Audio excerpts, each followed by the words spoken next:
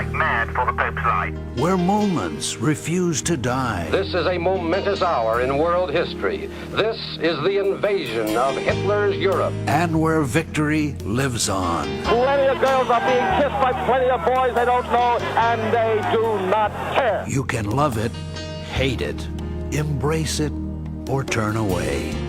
Lennon was shot to death late last night outside his apartment building. But it is a past we all share. Come on out here and give me a salute. Big Navy salute. This is where yesterday has a home, where we wonder what it was like back then. Go forward, knights, in safety. And not too long ago. His spirit must live on. It's where history has its place and where the past comes alive. The History Channel. Next, learn how a railroad was made famous by a song about a legendary train while fighting financial ruin at the hands of a notorious Wall Street rail baron. The rail company was the Wabash, the train, the Cannonball.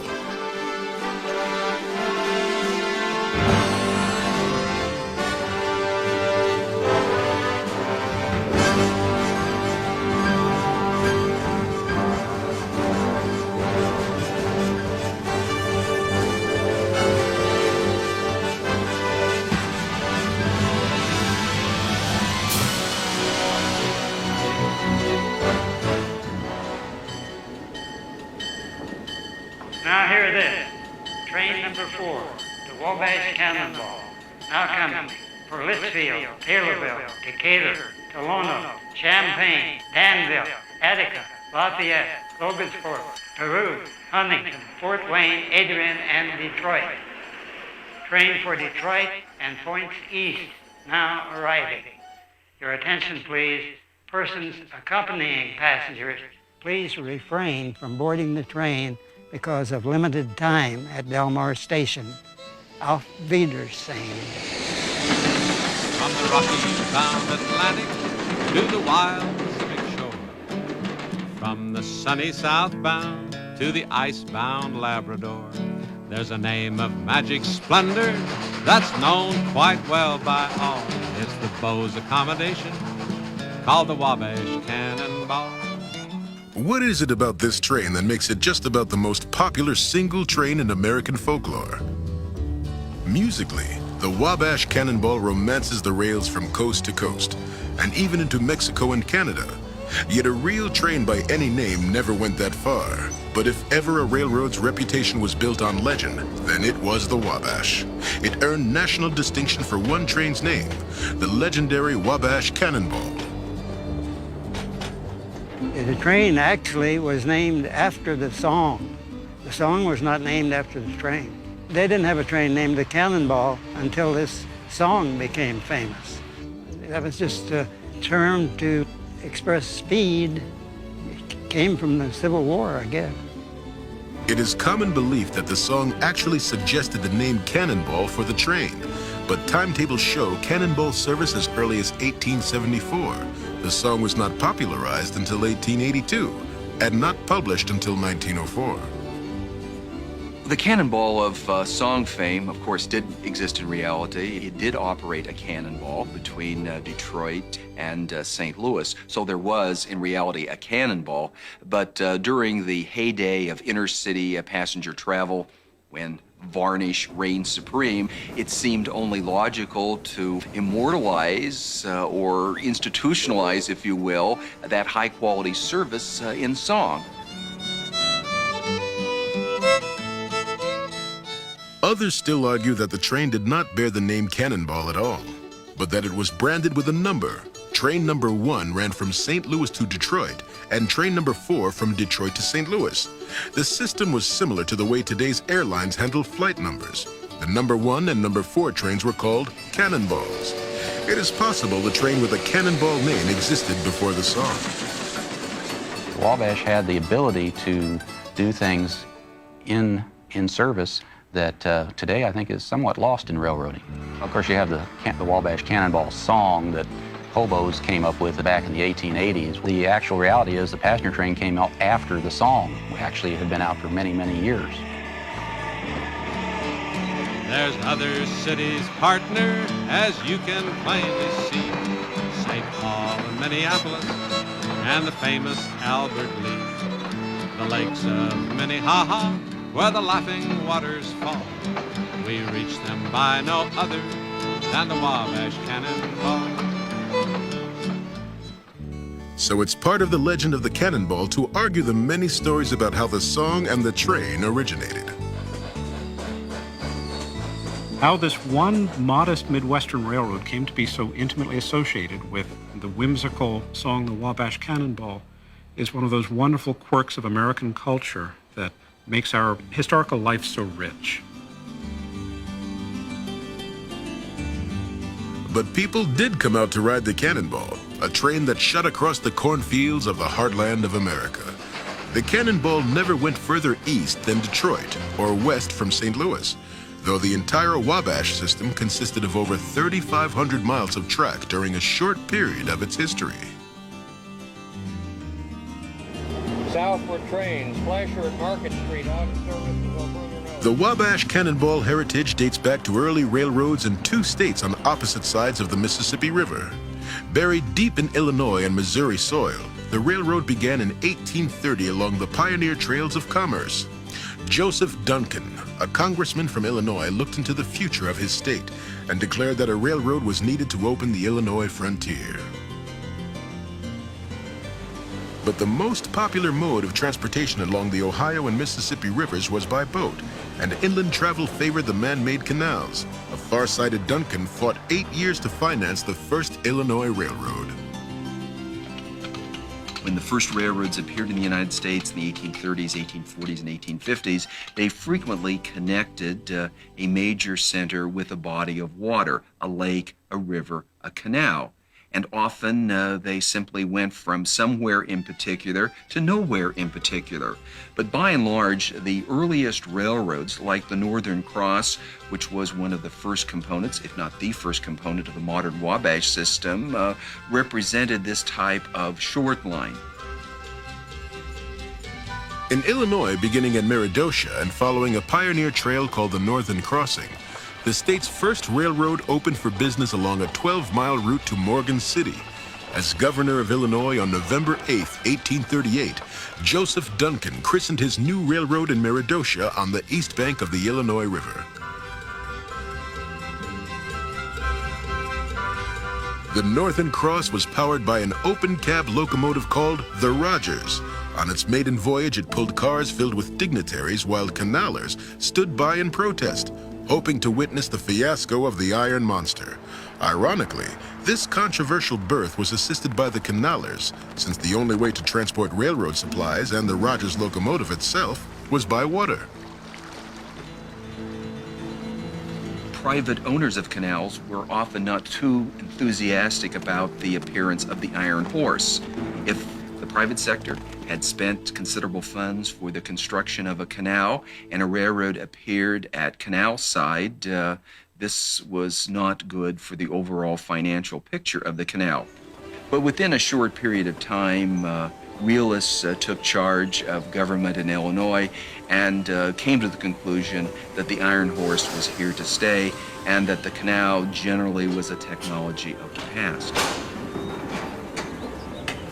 By February of 1842, the line stretched to Jacksonville, nearly 20 miles from Meredosia, expanding to Springfield. The Rogers and a second locomotive, the Illinois, made 2 trips a day, speeding along at 6 miles per hour. But revenues collected while the state operated the Northern Cross were dismal, and the state legislature grew weary. Finally, the line was leased to a private company. After only 2 months, it was subleased to a second concern which badly neglected railroad maintenance. The locomotives in need of repair were replaced by mules and oxen. The state of Illinois decided to get out of the railroad business and sold the Northern Cross at auction to a private company. The new owners renamed it the Great Western of Illinois and laid new rail from the Mississippi 180 miles across the state to Danville on the eastern border. Within 14 years of placing the first tie at Meredosia, the Wabash name finally appeared on trains and schedules when some enterprising Toledo businessmen who recognized the potential in grain hauling built the Lake Erie, Wabash, and St. Louis Railroad to meet the Great Western. The route paralleled the Erie Canal and the Wabash River. Ohio Canal towns turned into rail towns. The Lake Erie, Wabash, and St. Louis and the Great Western Railroads merged into one line. It stretched from the Mississippi to Toledo just in time for the newer railway to go broke during the Depression of 1875. A reorganized Wabash Railway Company emerged from the financial ashes. But across state lines, another railroad was building towards St. Louis. It's interesting in that the Wabash also has two segments, the Illinois segment there, and then in the 1840s, then the Missouri side was started. The Northern Missouri Railroad started out of St. Charles, Missouri, heading towards the Iowa line. The second half of the line in Missouri, which eventually became part of a larger Wabash system, was plagued in its infancy by a different kind of ruin, the Civil War.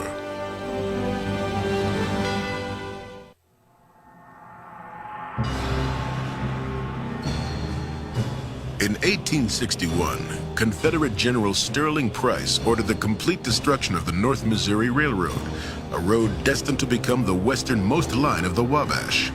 Price sent Captain Bill Anderson with a small group of marauders to wreak havoc along the North Missouri Railroad. They demolished every bridge along 100 miles of the route. Their ravaging continued through 1864 when they burned 2 trains and destroyed 7 stations. More than 120 men were killed trying to stop the invasions. In Illinois, the railroads were spared destruction.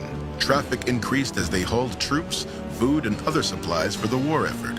In those early years, the Great Western even made one famous journey. It pulled President Abraham Lincoln's 1861 inaugural train on its first leg, from Springfield to Lafayette, Indiana, on its journey to the capital. After the war, railroads flourished, but not without financial difficulty. In Missouri, one new railroad laid only 8 miles of track before going broke. This and various other short-line railroads were leased to the North Missouri. In St. Louis, the St. Charles Bridge was built over the Missouri River, directly connecting St. Louis with Kansas City for the first time. But the North Missouri ran out of money. Once again, reorganization of the railroad would follow financial ruin.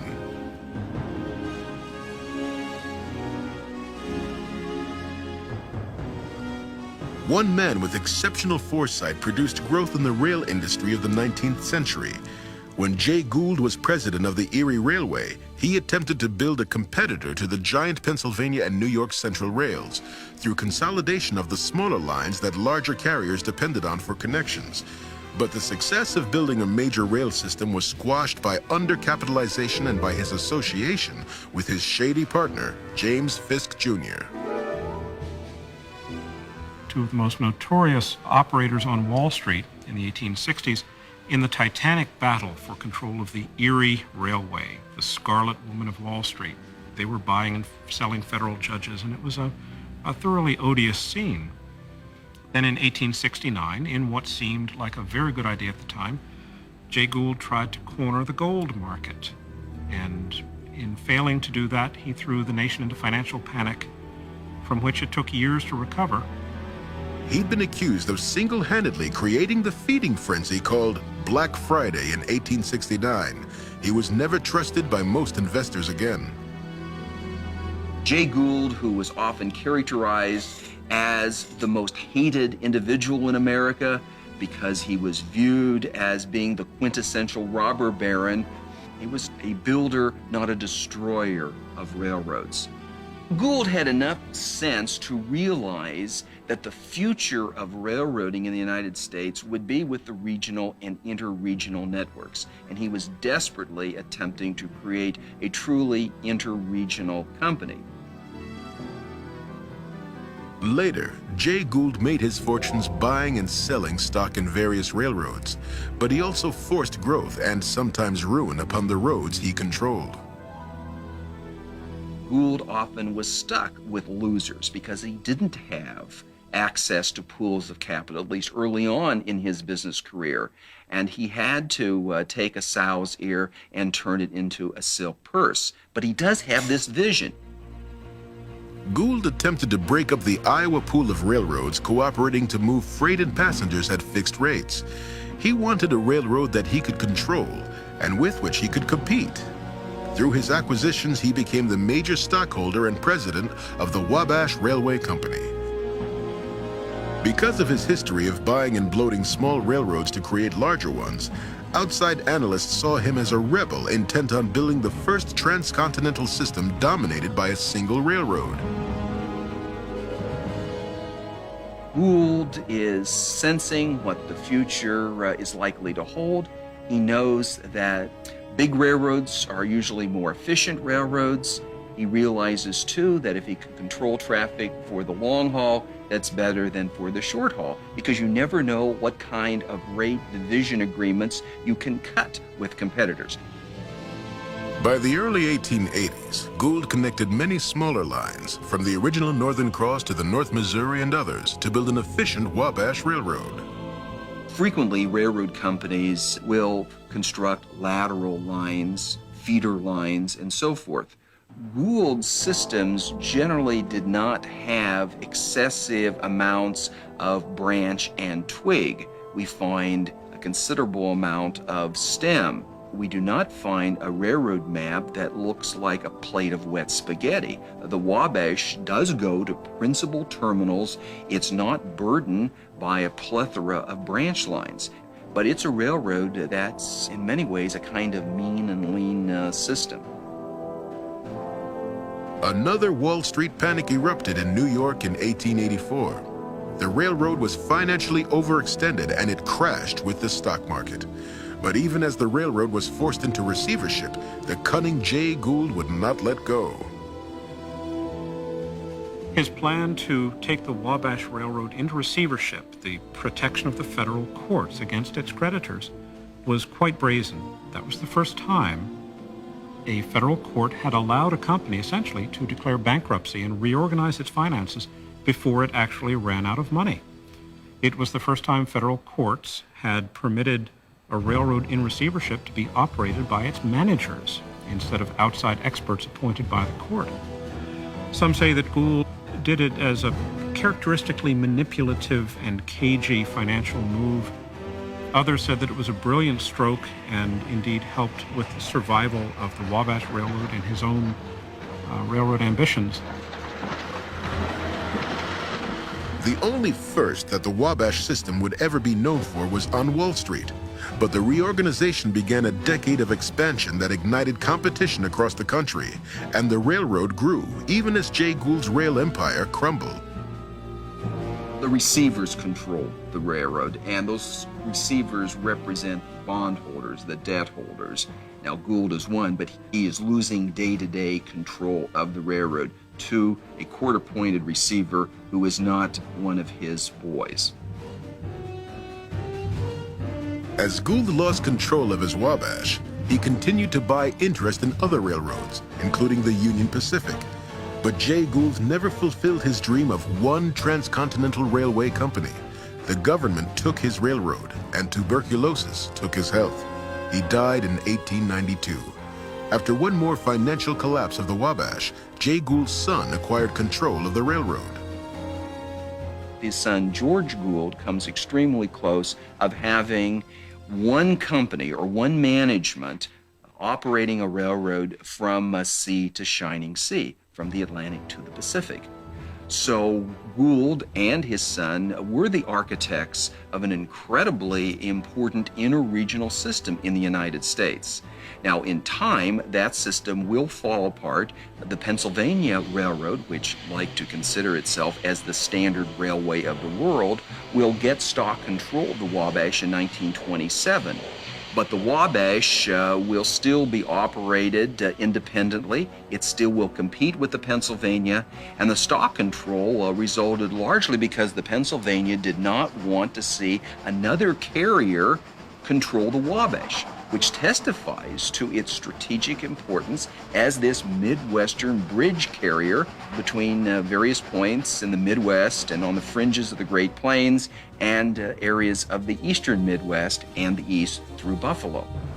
The Wabash was competing with other Midwestern carriers to connect freight and passengers between the East Coast and West Coast Railroad, so it was imperative throughout its history to operate both fast and on schedule.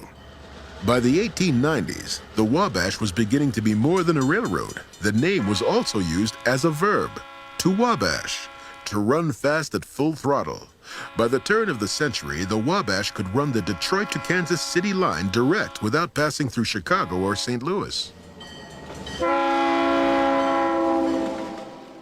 The Wabash Railroad, I think, in many people's minds, serves nicely as the archetypical Midwestern railroad.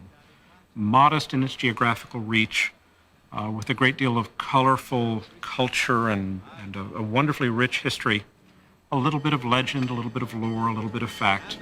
It's hard actually to go anywhere in the Midwest and see a train without at least humming to yourself a few bars of the Wabash Cannonball. Listen to the jingle, the rumble and the roar, as she glides along the woodland, through the hills and by the shore. Hear the mighty engines whistle, hear the lonesome hobos call, as they ride the rods and break beams on the Wabash Cannonball.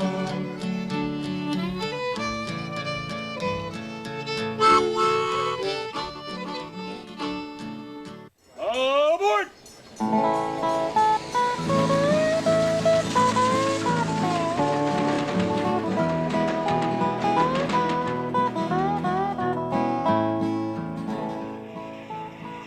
At the turn of the 20th century, the Wabash enjoyed very healthy years. It had steamed into the World's Columbian Exposition in Chicago in 1893, and it would be the service to St. Louis for the Louisiana Purchase Exposition of 1904.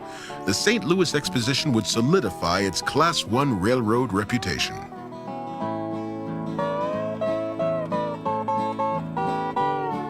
So the Wabash is going to be blessed by good public relations, by the fact that it's the principal carrier of people to the World's Fair. And let's remember that the St. Louis World's Fair was one of the greatest fairs ever.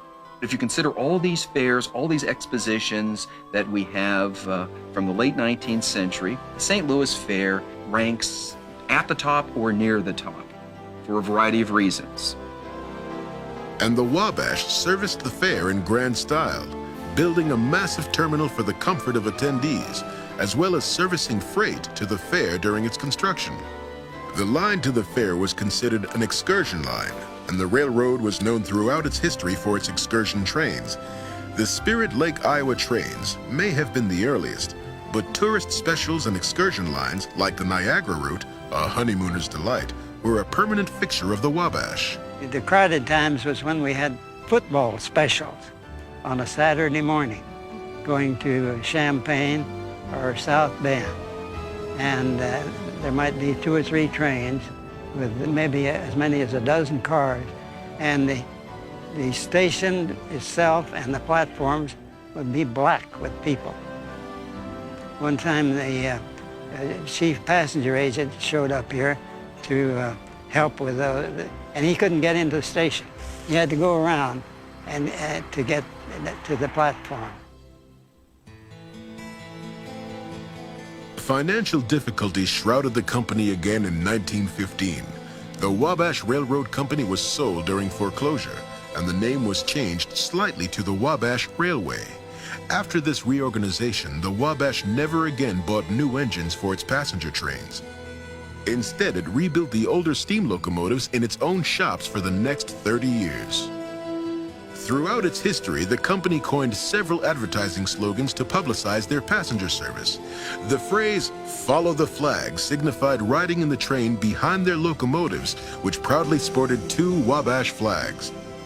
Another ad promoted the Wabash as the Banner route, suggesting only the highest quality of trains in service along its roads.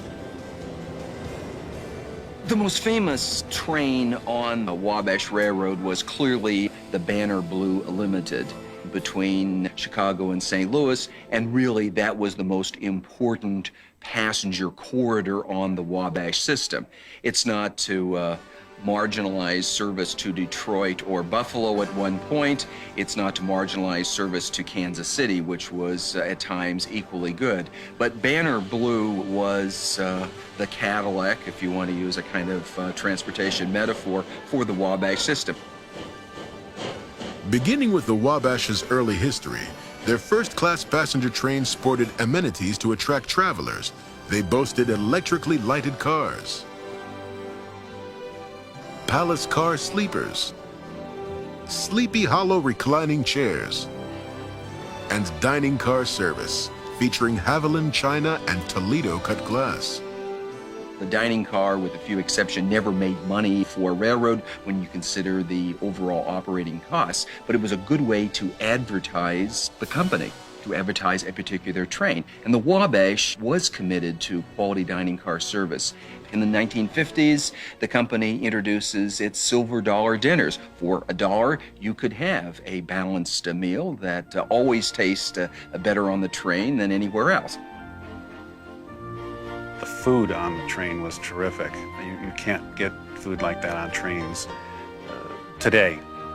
Silverware was made out of silver. There was china. Menus varied from trip to trip, so if you went down to St. Louis and came back, you probably didn't get the same meal. 1929 was financially the most prosperous year in Wabash history. But as trade halted during the Great Depression, so did commerce on the Wabash. In fact, the railroad was one of the first to declare bankruptcy. It struggled as other railroads did during the 30s. But it was also one of the first to gain back its health a decade later. By 1941, receivership of the company ended with a reorganization plan authored by financial expert Arthur K. Atkinson, who would soon become the popular new president of the new and productive Wabash Railroad Company. I came to Delmar in 1941 in September, just before the war came on and things really got busy here. And it was very busy all during the war. At one time, I worked more than 1,000 days without a day off, no days off, often 10 and 12 hours a day. Growth during the World War II years was healthy. A fear of submarine attack along the shipping lanes sent most traffic overland. The tank cars roll these days on tighter schedules than ever before, straining to take the load from west to east. The load that once went 95% by sea, but due to the Caribbean U-boat packs must find a safe route. The Wabash was a popular bridge across the nation servicing the war effort. It shipped people and commodities with speed and pride.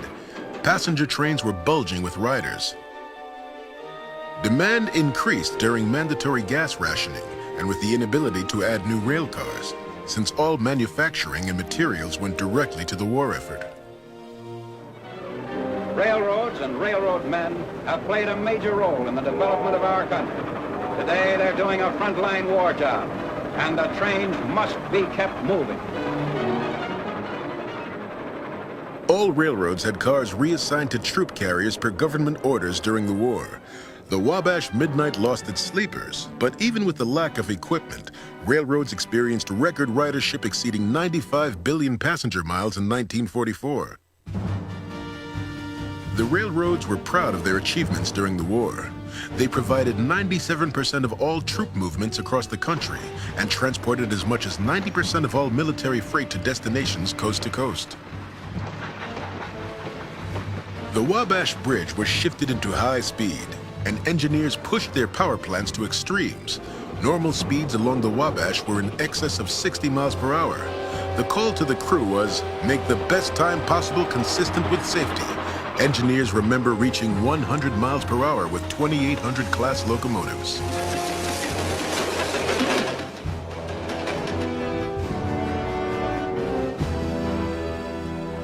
Good times, bad times, beer and champagne times. It's quite a country. What? Railroads looked to a bright future, even while fearing the new popularity of automobile and plane travel. At the end of World War II, two new trains were inaugurated. First, the city of St. Louis, in conjunction with the Union Pacific and Southern Pacific, provided through service and cut travel time to the West Coast. It offered sleepers to Los Angeles, San Francisco, Portland, and Seattle. Within a year, the city of Kansas City, an instant success, offered service to St. Louis and boosted both revenues and traffic. They had more business on the Wabash than they could possibly handle. We had mail trains every day. And then one morning, I think there was 7 trains tied up on the Cannonball that couldn't even get into Mobile because they couldn't handle them if they got there, and they run out of water. And a steam engine can only go so far without the water. After the war, the Wabash built a reputation as a favorite road to ride on the popular new trains. In fact, plans were in the making for a fast new streamlined Cannonball, one that would match the elegance of the new streamliners being built for a modern decade.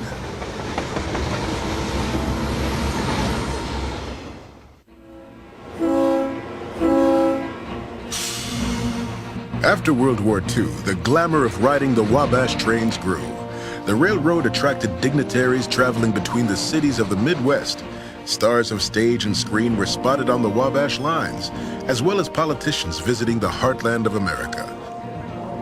One night, President Harry Truman's personal car had been set out on the tracks at Delmar Station. At least once we got President Truman, and when I showed up to go to work that morning, there was Secret Service men all around.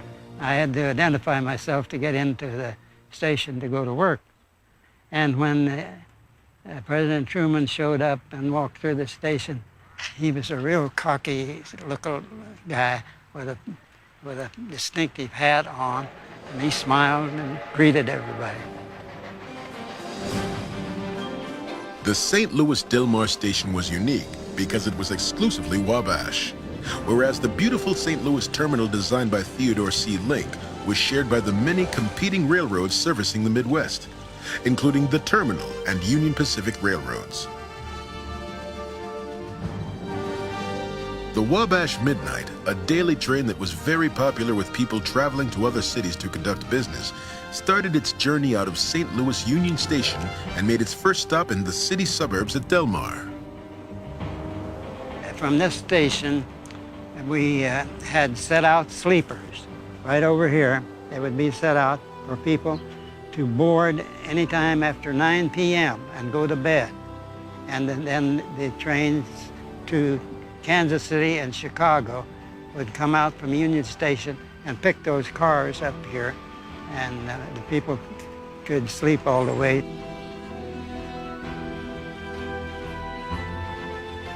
Everyone had their favorite trains, whether it was to their usual destination or somewhere special. They loved riding the North Star Limited, the City of Kansas City, or City of St. Louis trains, or the Bluebird. My favorite train was the Wabash Streamliner, the Bluebird. When you were an employee of the railroad, you had to pay half price on the Streamliners. And so I saved my money up to pay that half price, and I rode the Wabash Bluebird, which I thought was the ultimate in trains. And the dome liner was the selling point because I always enjoyed going high, like up to Empire State Building. The Wabash Bluebird Streamliner was unveiled to run a daily round trip from St. Louis to Chicago in 1950.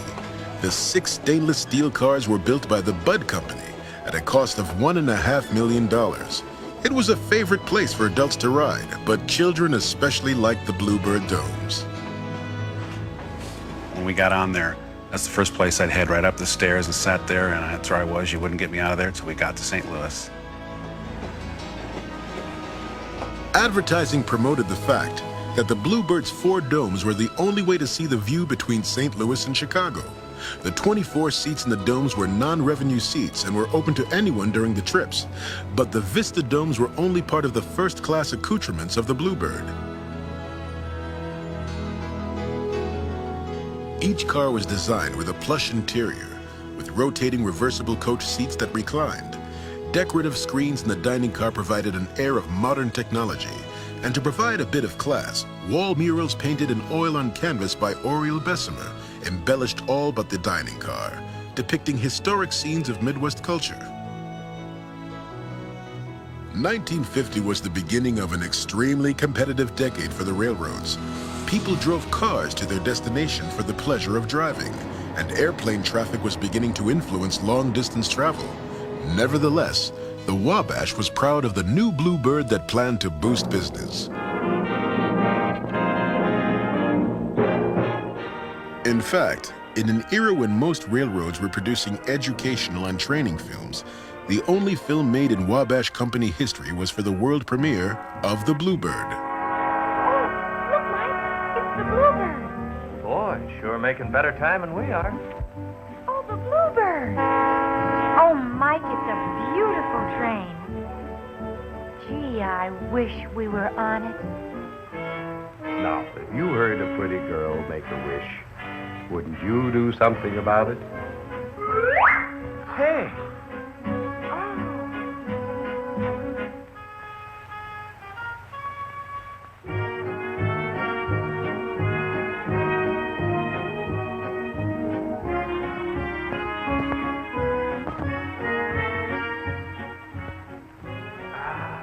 Boy, what a way to travel.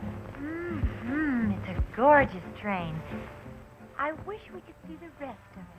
With new EMD E7 diesels pulling streamliners, the steam was running out on the old Wabash locomotives. The Wabash was not the first to start replacing its aging steam fleet, but it did retire almost all of those locomotives by the early 1950s.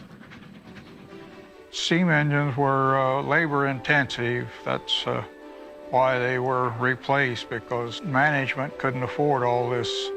A good illustration is when I returned from naval service in '46, there were 700 men working in the shop at Decatur, with something like 400 men at the roundhouse at Decatur, which is totaled about 1,100 men. Well, after dieselization occurred and they were into it and beginning to find out how much help they needed, they were down to about 400 men for both facilities. The conversion to diesel happened quickly within the Wabash Railroad, but there was one place where steam remained.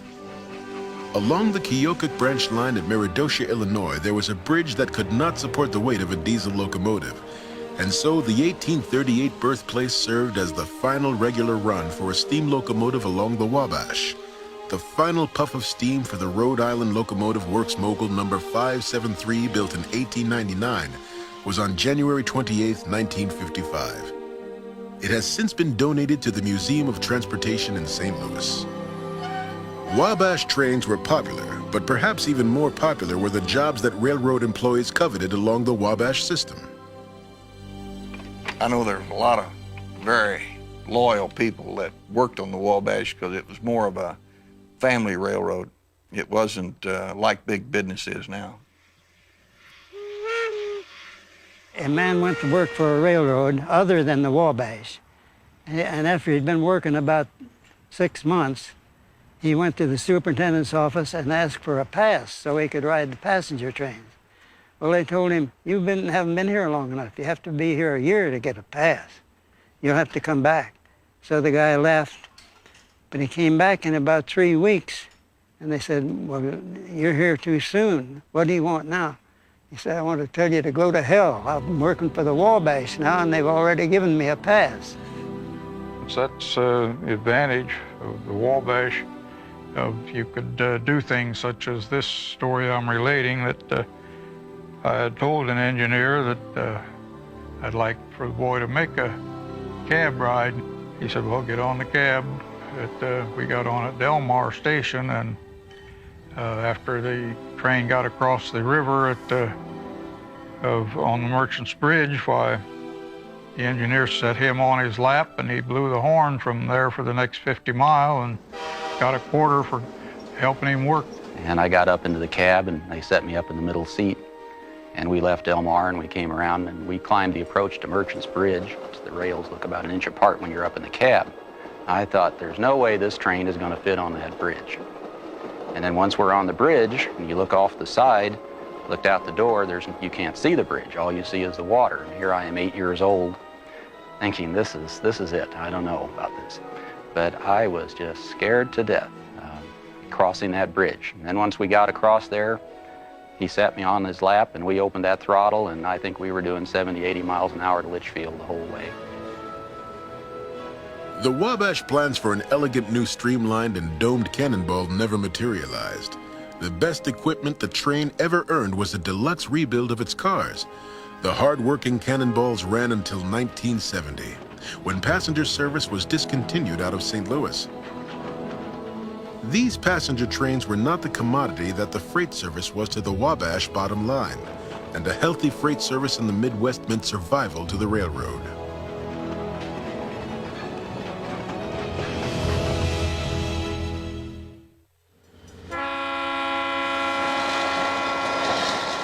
Wabashing, or running fast, continued throughout the history of the railroad, and everywhere along the line, employees pushed the limits. They are hotshot trained, and out of Kansas City about 10 or 10:30 in the morning, they were hot perishable trains. And to get called for out of Mobley to Kansas City, a lot of times there was no stopping. Once you pulled out of the yards, you got the green light, and you went to Mobley in about 2 hours and a half.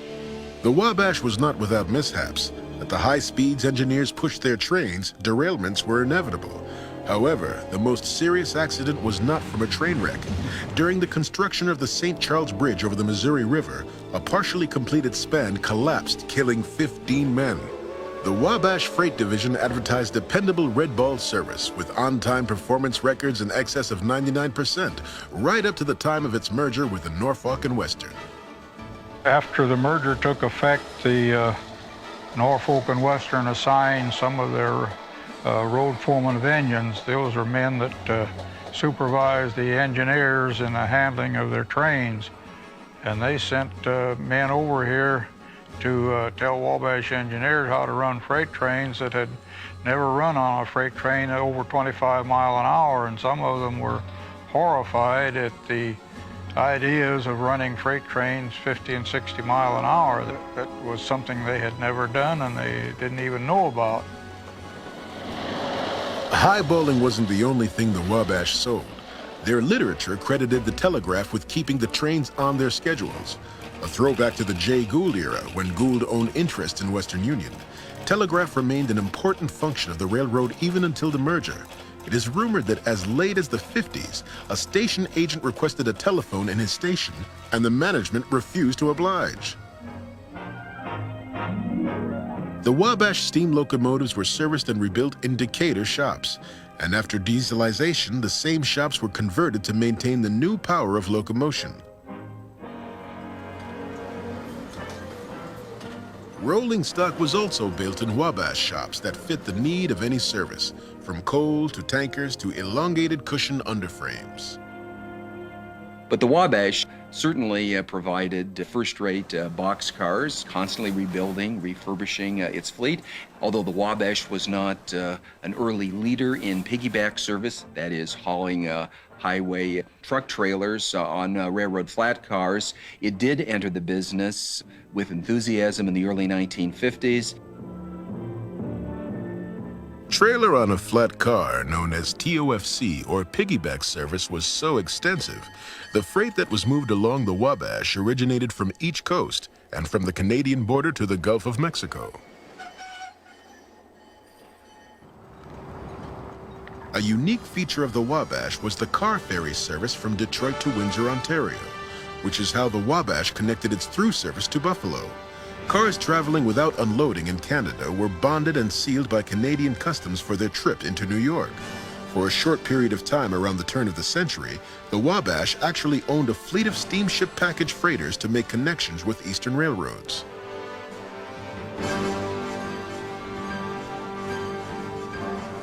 The Wabash was a well-maintained and managed road.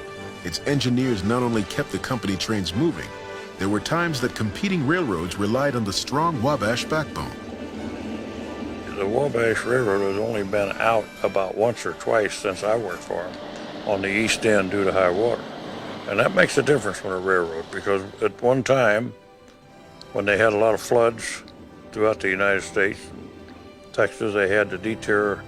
One time we had 7 railroads detouring over the Wabash. And it was one train after another, one right behind the other. The Katy, the Santa Fe, the Burlington, the GM&O. That's the only way they could get around. By servicing the automobile factories, the Wabash maintained a robust freight service. In 1962, the company turned the healthiest freight profits in Wabash history. The inevitable for a medium-sized moneymaker happened in 1964. A takeover by a larger carrier, Norfolk and Western. Although billed as a merger, as management fell under the Norfolk and Western name, the Wabash was actually only leased to the N&W. During the turnover period, employees remember all traces of the Wabash name being thrown in the garbage or wiped off company signs and boards. The Wabash of Jay Gould's visions would never stretch the entire continent, but the system now incorporated into the current Norfolk Southern may someday be a part of that one-road transcontinental railway. I think we're in the end stage of a process that began in Jay Gould's day, with the consolidation of smaller railroads into larger ones and even larger ones still. The next 10 years will be crucial, and I think probably we're going to end up with 2 or 3 great railroads spanning the continent, immense systems. They will be giant, efficient, modern enterprises. They in fact, I think, represent the best that American business has to offer. They'll be a little short on romance. They'll be amazingly complex in their history. And even though railroads such as the Wabash are no longer with us, I think the railroad as an important force in American life will be around for a long, long time.